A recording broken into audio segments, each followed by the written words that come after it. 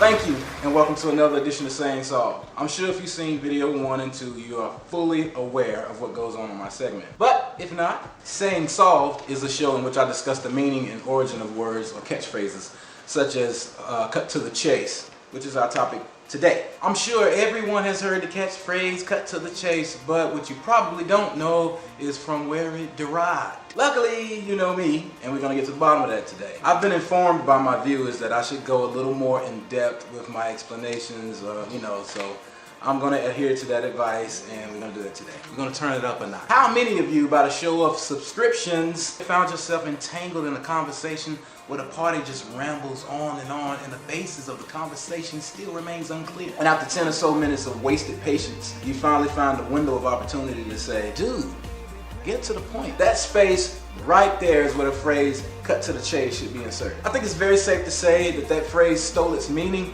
from the cinematic dramas of the 1920s or the silent movies, where you would see this long, drawn-out love story that was accompanied by an out-of-tune piano. Well, anywho, these stories would somehow end in a high-speed, death-defying chase, which in the eyes of some today is deemed equivalent to an Autobot Decepticon Michael Bay battle. Go figure. But during those times, some viewers would anticipate the climax of the movie, growing weary of the rise in action or the lack thereof, wishing the movie would just literally cut to the chase. Now that there's no misunderstanding as to what this phrase means, we can now explore the chronologicalities. I just made that up. As normal, we have 3 prospects to interview to get to the bottom of this phrase, to find out from where it came. Given that we've already discovered where this phrase comes from and what it means, I'm just going to put the appearances of this phrase in chronological order. Number 1. The earliest literature I could find on this phrase was in Joseph Patrick McAvoy's 1929 novel Hollywood Girl, where it states, Janice escapes, cut to chase.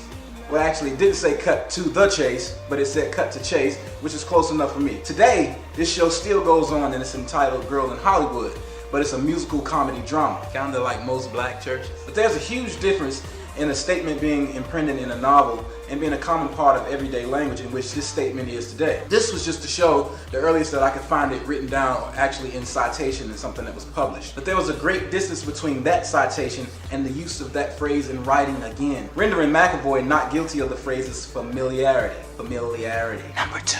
In fact, it wasn't until 1994 when the Winnipeg Free Press ran an article that included Helen Deutsch's motto, which stated, when in doubt, cut to the chase. This motto was posted on her wall to where she couldn't help but see it from any point in her office. If you're not familiar with Helen Deutsch, she's an American screenwriter.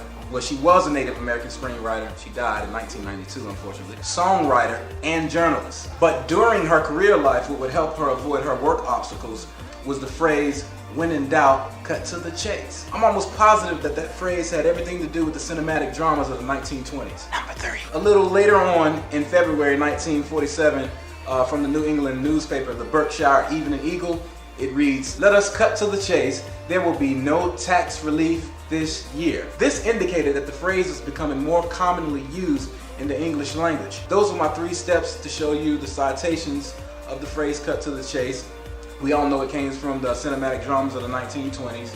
So, as for cut to the chase, saying solved.